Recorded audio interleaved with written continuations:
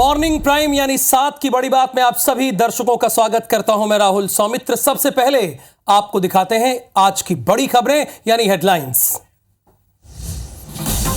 UP के रण में आज दिग्गजों का दौरा। प्रधानमंत्री मोदी, केंद्रीय गृह मंत्री अमित शाह और रक्षा मंत्री राजनाथ सिंह करेंगे जनसभाएं। इधर राहुल गांधी, प्रियंका गांधी और सोनिया गांधी का भी आज रायबरेली दौरा है। आज भी ओडिशा के दौरे पर रहेंगे सीएम साय और डिप्टी सीएम अरुण साव। 3 जनसभाओं को संबोधित करेंगे मुख्यमंत्री। इधर संभलपुर में भाजपा प्रत्याशी के समर्थन में प्रचार करेंगे साव। अरविंद केजरीवाल के पीए विभव कुमार पर एफआईआर दर्ज। आप सांसद स्वाति मालीवाल से बदसलूकी और मारपीट का आरोप। देर रात एम्स में कराया गया मेडिकल। हिमाचल घूमने गई भोपाल की युवती का निधन। आरोपी को पुलिस ने किया गिरफ्तार। वारदात के बाद हो गया था फरार। पुलिस ने नाकेबंदी करके धर दबोचा।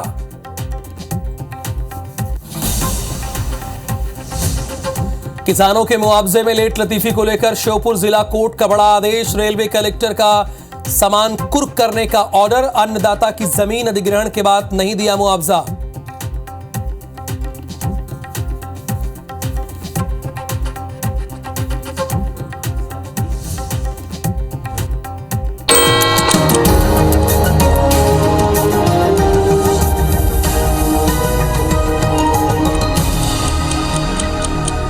तो हेडलाइंस तो आपने देख ली।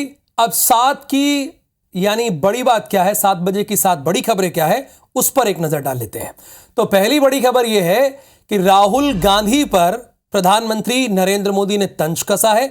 4 जून के बाद खोजा जाएगा बलि का बकरा। अब दूसरी बड़ी खबर, बम धमकी मामले में पुलिस ने हाई कोर्ट में स्टेटस रिपोर्ट दाखिल की है। तीसरी जो पूरे देश में चर्चा हो रही, स्वाति मालीवाल से बदसलूकी मामले में एफआईआर दर्ज हुई, मेडिकल भी हो गया है। चौथी बड़ी खबर, जम्मू कश्मीर के कुपवाड़ा में 2 आतंकी ढेर हुए, घुसपैठ की कोशिश कर रहे थे। 5वीं बड़ी खबर, कोविशील्ड के बाद कोवैक्सीन से साइड इफेक्ट का दावा किया गया है। और 6वीं बड़ी खबर, आईपीएल में गुजरात और हैदराबाद मैच बारिश की वजह से रद्द हो गया। और आज आईपीएल में मुंबई और लखनऊ के बीच मुकाबला होगा। हालांकि ये दोनों ही टीमें प्लेऑफ से बाहर हो चुकी हैं। अब आगे की खबर का रुख कर लेते हैं। इंपॉर्टेंट खबर है, मारपीट केस में स्वाति मालीवाल का मेडिकल हुआ है, वो भी एम्स में। स्वाति मालीवाल ने मेडिकल कराया है। रात 11 बजे स्वाति का एम्स में मेडिकल हुआ है। रात 3:15 पर एम्स से घर के लिए स्वाति मालीवाल निकली हैं। ये राज्यसभा की मेंबर है आम आदमी पार्टी की। अभी हाल ही में अरविंद केजरीवाल से मिलने के लिए गई थी, तो वहां पर मारपीट हुई थी और उनके पीए विभव कुमार से जैसे आरोप लग रहे हैं, आपको वही बता रहे हैं। 4 घंटे तक एम्स में रही हैं आम आदमी पार्टी की सांसद स्वाति मालीवाल। स्वाति मालीवाल से बदसलूकी मामले में एफआईआर हुई है। सीएम केजरीवाल के पीए विभव कुमार के खिलाफ एफआईआर दर्ज कर ली गई है। रात में विभव कुमार के घर भी दिल्ली पुलिस पहुंची थी, लेकिन विभव कुमार घर में नहीं मिले। पंजाब में है विभव कुमार, ये दिल्ली पुलिस को हम बता रहे हैं। दिल्ली लौटते ही विभव से पूछताछ करेगी पुलिस, इस बात की भी जानकारी मिली है। और स्वाति मालीवाल ने यह भी कहा है, रिक्वेस्ट किया है अपने एक्स हैंडल पर कि कृपया इस मामले में राजनीति ना करें। और उन्होंने बकायदा भारतीय जनता पार्टी को भी लिखा है कि कृपया बीजेपी इस मामले में राजनीति ना करें। तो स्वाति मालीवाल को यह लिखना क्यों पड़ा? और अब जनता ये जानना चाहती है कि क्या बीजेपी इस मामले में राजनीति कर रही है? ये कई सवाल हैं जो स्वाति मालीवाल के जो एक्स हैंडल पे उन्होंने लिखा, इसके बाद उठने शुरू हो गए हैं। अब मध्य प्रदेश के रायसेन आपको लेके चलते हैं। विदिशा से सटा हुआ जिला है। तेज रफ्तार बस ने बाइक को टक्कर मारी है। हादसे में 2 बच्चे समेत 4 लोग घायल हुए हैं। सभी घायलों का अस्पताल में इलाज जारी है। शादी समारोह से लौटते समय यह हादसा हुआ है। एक बेगमगंज थाना पड़ता है रायसेन में। अगर आप उधर कभी गए हो, रायसेन या विदिशा की तरफ गए हो, तो बेगमगंज थाना पड़ता है। यह हादसा वहीं पर हुआ है। सभी घायलों को फिलहाल हॉस्पिटल में एडमिट करा दिया गया है। उनका इलाज चल रहा है और खतरे से ये सभी बाहर हैं। शादी समारोह से लौटते समय ये हादसा हुआ है उनके साथ।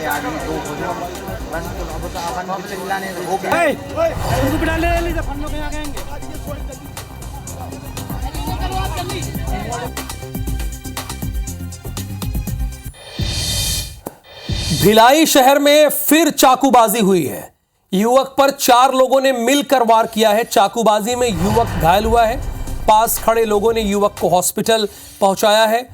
सुपेला थाना क्षेत्र का यह मामला है। युवक पर 4 लोगों ने मिलकर वार किया है।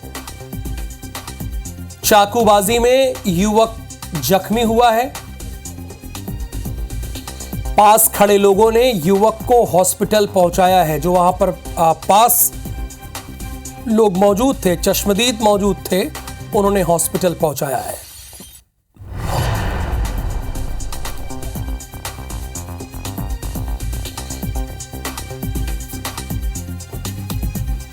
अब अगली खबर जो है वो उमरिया से है, जहां 2 बाइक की आपस में भिड़ंत हुई है। हादसे में हवलदार की मौत हुई है। बिलासपुर चौकी में यह हवलदार पदस्थ था, यानी वहां ड्यूटी कर रहा था और बाइक भिड़ंत हो गई। 2 बाइक की आपस में भिड़ंत हुई है, जिसमें हवलदार की मौत हो गई, जो कि बिलासपुर चौकी में तैनात था, ड्यूटी कर रहा था, और इसी बीच ये हादसा हो गया।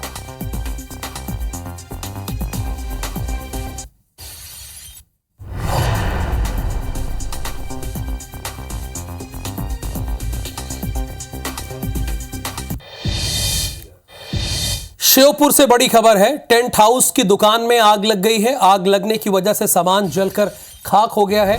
बारात में आतिशबाजी से आग लगने की आशंका है। फायर ब्रिगेड मौके पर है। आग पर काबू पाने का प्रयास जारी है। कोतवाली थाना क्षेत्र की ये घटना बताई जा रही है। श्योपुर से बड़ी खबर है। टेंट हाउस की दुकान में आग लगी है। आग लगने से सामान जलकर खाक हुआ है। बारात में आतिशबाजी से आग लगने की आशंका जताई जा रही है।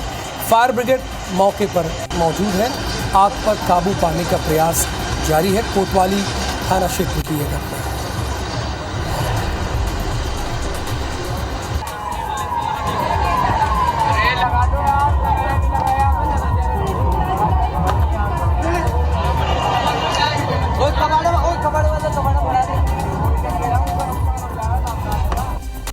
आगर मालवा से एक बड़ी खबर है। एसपी ऑफिस का घेराव किया गया है। एमएलए मधु गहलोत और बीजेपी नेताओं ने घेराव किया है। एसपी ऑफिस के गेट के बाहर इन लोगों ने धरना दिया है। पुलिस कर्मियों के रिश्वत लेने से नाराज थे विधायक। एफआईआर दर्ज करने के एवज में रिश्वत ली गई थी। फरियादी पक्ष से 3 लाख रुपए की रिश्वत मांगी गई थी। एसपी ने 2 पुलिस कर्मियों को सस्पेंड किया। अब सोचिए मध्य प्रदेश में स्थिति क्या है, जरा अंदाजा लगाइए। एक एफआईआर लिखने के लिए 3 लाख रुपए की डिमांड की जाती है। देखिए, फरियादी पक्ष से 3 लाख रुपए की डिमांड की जाती है, और उसके बाद मैदान पर विधायक को उतरना पड़ता है। जब विधायक उतरते हैं तो पुलिस अधीक्षक महोदय के हाथ पांव फूलने लगते हैं। वो तुरंत 2 पुलिस कर्मियों को सस्पेंड कर देते हैं। लेकिन एसपी साहब, आप तो जिले में पुलिस के हेड हैं, पुलिसिंग के हेड हैं, लेकिन आप ये बताइए कि आगर मालवा में ये कैसे हो रहा है कि आपके पुलिसकर्मी एफआईआर दर्ज करने के लिए घूस मांग रहे हैं, 3 लाख की रिश्वत मांग रहे हैं, जबकि मुख्यमंत्री का ये साफ आदेश है कि भ्रष्टाचार पर 0 टॉलरेंस। लेकिन आगर मालवा के पुलिस अधीक्षक महोदय, आपसे सवाल है कि आपके पुलिसकर्मी तो इस तरह से हैं कि उन्हें रिश्वत चाहिए एफआईआर लिखने के लिए। आप बताइए, क्या आपके यहाँ एफआईआर पैसे देके लिखाए जाते हैं? पुलिस पे क्या भरोसा रह जाएगा एसपी साहब? और आपने सिर्फ उनको सस्पेंड कर दिया है। उनके खिलाफ क्या एफआईआर नहीं होना चाहिए? ये मध्य प्रदेश की जनता आपसे पूछ रही है और पूछेगी, क्योंकि आपकी ड्यूटी पूरे जिले को संभालने की है। आगे बढ़ेंगे। मनाली की वादियां, सुहाना मौसम, लेकिन इस हसीन मौसम के बीच जुर्म की एक ऐसी इबारत लिखी गई जिसने 1 या 2 नहीं बल्कि 3 राज्यों की पुलिस के माथे पर शिकन की लकीरें खींच दी। भोपाल की एक युवती की हत्या मनाली में हो गई और उसकी लाश सूटकेस में मिली। भोपाल की युवती मनाली कैसे पहुंची और इसमें तीन तीन राज्यों का कनेक्शन क्या है, आखिर क्या है पूरा मामला, हम आपको अपनी इस रिपोर्ट में दिखाते हैं। भोपाल की युवती, हरियाणा का युवक, साथ साथ पहुंचे मनाली, लेकिन मनाली के होटल में युवती का मर्डर, कमरा नंबर 302। एक हत्या, 2 लोग, 3 राज्य। हिमाचल के मनाली की वादियों के बीच एक ऐसा खूनी खेल हुआ कि 3 राज्यों की पुलिस अब इसके पीछे की वजह पता लगाने में जुटी हुई है। भोपाल से शुरू हुआ ये मामला कैसे हरियाणा से होकर हिमाचल प्रदेश के मनाली पहुंचा, चलिए सिलसिलेवार तरीके से आपको बताते हैं। ये तस्वीर भोपाल की शीतल कौशिक की है। उम्र इनकी 24 साल है, जो अब इस दुनिया में नहीं है। शीतल की लाश हिमाचल प्रदेश के मनाली के इसी होटल केडी विला में मिली है। लेकिन सवाल यह है कि भोपाल के शाहपुरा इलाके में रहने वाली शीतल मनाली कैसे पहुंची और आखिर इस होटल में वो कर क्या रही थी। दरअसल 13 मई को शीतल की गुमशुदगी की शिकायत उसके परिजनों ने थाने में की थी, लेकिन पुलिस ने इस पर कुछ खास ध्यान दिया नहीं। ये तो रहा इस मामले का भोपाल वाला एंगल, लेकिन इस पूरे मामले में हरियाणा कनेक्शन भी तब जुड़ जाता है जब भोपाल की शीतल ने हरियाणा के पलवल में रहने वाले विनोद ठाकुर के साथ हिमाचल प्रदेश के मनाली में एक होटल में चेक इन किया। शीतल और विनोद जिस कमरे में रह रहे थे वो था होटल का कमरा नंबर 302। हरियाणा के विनोद ठाकुर के साथ शीतल की मुलाकात कैसे हुई, वो दोनों एक दूसरे को कैसे जानते थे और शीतल अपने परिवार को बिना बताए मनाली में क्या कर रही थी, ये कुछ ऐसे सवाल हैं जो हर किसी के जहन में उठ सकते हैं। लेकिन 13 मई को मनाली के केडी विला होटल में चेक इन करने के बाद 16 मई तक दोनों वहीं रहे। लेकिन खुलासा तब हुआ जब 16 मई की शाम विनोद ने वॉल्वो बस स्टैंड जाने के लिए एक टैक्सी मंगवाई और होटल से अकेले ही निकलने लगा। और विनोद को अकेले होटल से निकलते देख होटल के स्टाफ को कुछ शक हुआ और होटल के स्टाफ को यह शक हुआ सूटकेस के ज्यादा वजन पर। उसने तुरंत पुलिस को सूचना दी और जब आरोपी विनोद को कुछ शक हुआ कि पुलिस आने वाली है तो वो मौके से फरार हो गया। और इसके बाद पुलिस मौके पर पहुंची और जब सूटकेस खोला तो पुलिस के भी होश उड़ गए। उसमें शीतल की लाश थी। तुरंत ही इलाके की नाकाबंदी की और आरोपी विनोद को कुल्लू के पास बजौरा से गिरफ्तार किया। इधर जब उनके परिजनों को मनाली पुलिस ने इसकी जानकारी दी तो घर वालों को इस पर भरोसा नहीं हुआ। सवाल ये भी है कि अगर 13 मई को भोपाल की शाहपुरा पुलिस को गुमशुदगी की शिकायत मिली थी तो आखिर पुलिस ने कोई एक्शन लिया क्यों नहीं। जो ये बात सामने आई है कि 13 मई से शीतल लापता थी, उसकी गुमशुदगी की रिपोर्ट भी शाहपुरा थाने में दर्ज करवाई गई थी और कल जब मनाली पुलिस का परिजनों को फोन आया तब इस पूरी घटना का पता चला है। इस पूरे मामले में पुलिस ने आरोपी युवक को गिरफ्तार कर लिया है। और आखिर में सवाल ये भी है कि उम्र की जिस दहलीज पर शीतल घर से बिना बताए गायब हुई और फिर उसकी लाश हिमाचल के मनाली में मिली, इसके पीछे कई गुत्थी अब भी अनसुलझी हैं और सबको इंतजार है पुलिस के खुलासे का। हरप्रीत कौर रीम, भोपाल, IBC 24। उत्तर प्रदेश से खबर है, चूंकि आज सियासी शक्ति प्रदर्शन का दिन है। राज्य में 3 बड़े दल बीजेपी, कांग्रेस और समाजवादी पार्टी के बड़े नेता आज ताबड़तोड़ रैली और रोड शो करने जा रहे हैं। प्रधानमंत्री नरेंद्र मोदी बाराबंकी, फतेहपुर और हमीरपुर में सभा को संबोधित करेंगे। सुबह 11 बजे बाराबंकी, दोपहर 1 बजे फतेहपुर और 3 बजे हमीरपुर में सभा करेंगे। बीजेपी से मध्य प्रदेश के सीएम मोहन यादव श्रावस्ती में सभा करेंगे, साथ ही अयोध्या भी जाने वाले हैं। वहीं प्रमुख विपक्षी दल यानी कांग्रेस आज सबसे बड़ा शक्ति प्रदर्शन करेगा।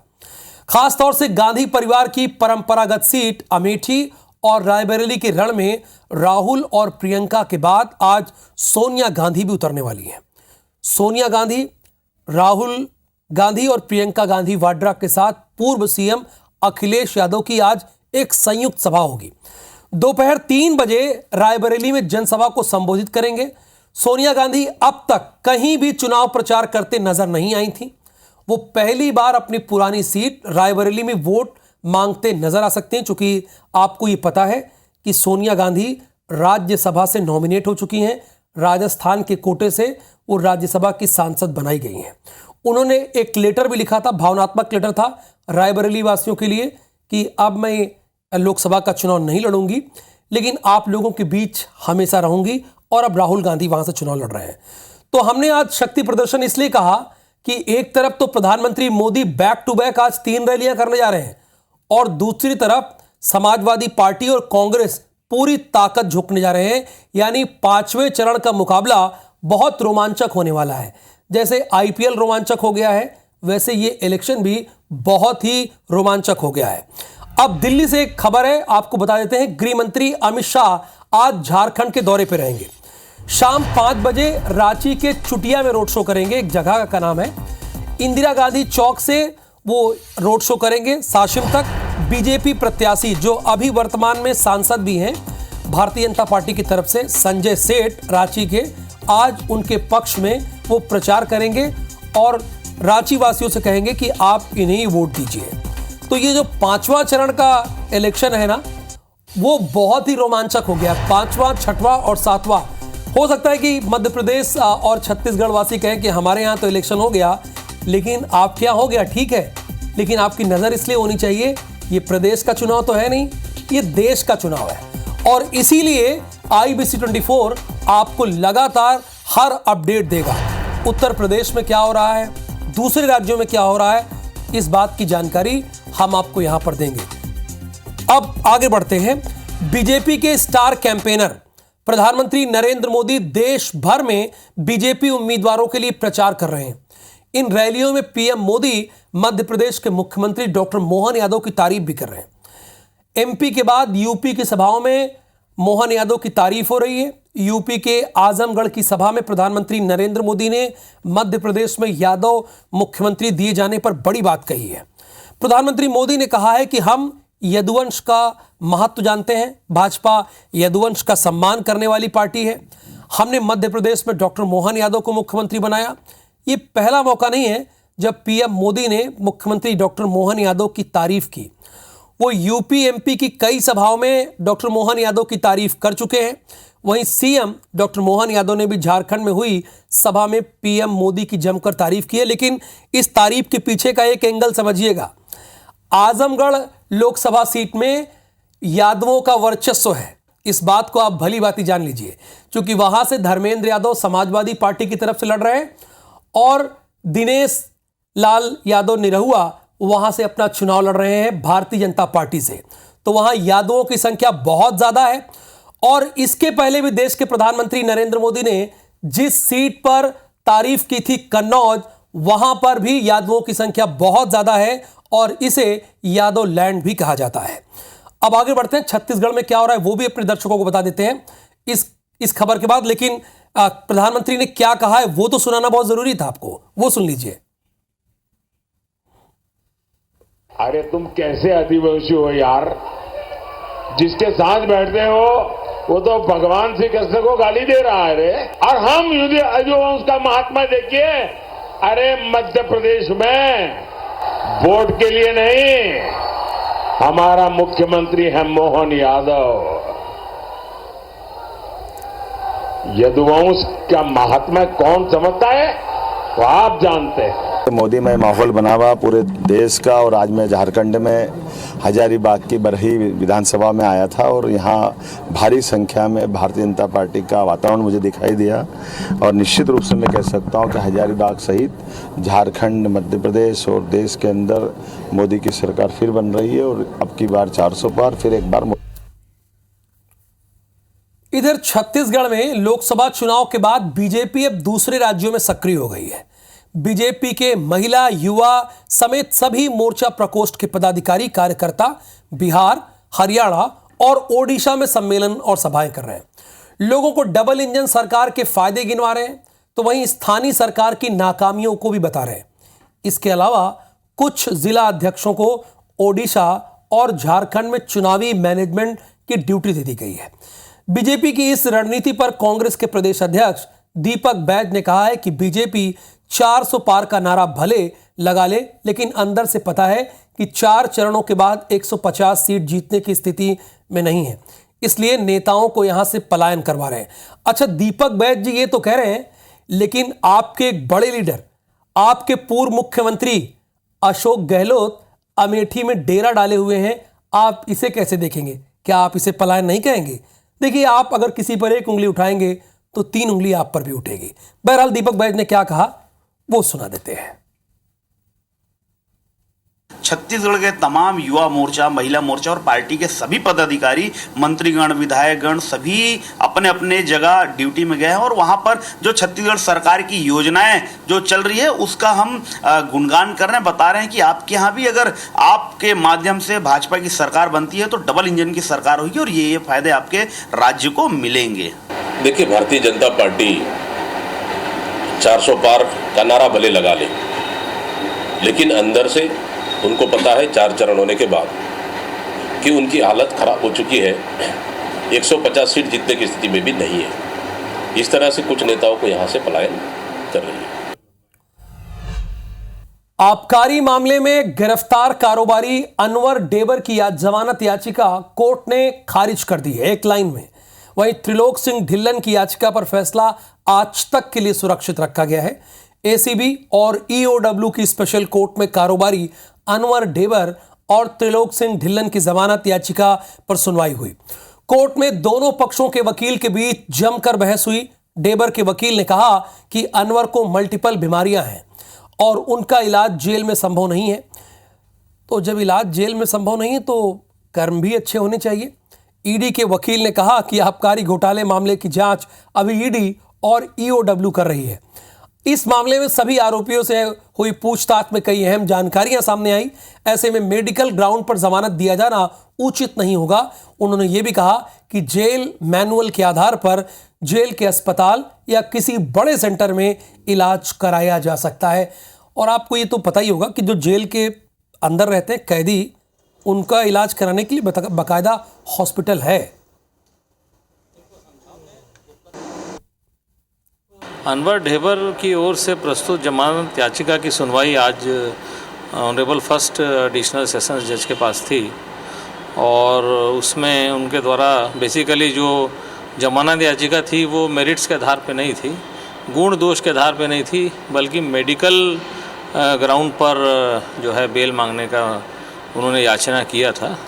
उसमें आज तर्क हुआ है और तर्कों को श्रवण करने के पश्चात माननीय न्यायालय ने उस मेडिकल आधार पर जमानत स्वीकार किया जाना उचित नहीं पाया है और उसे निरस्त किया है।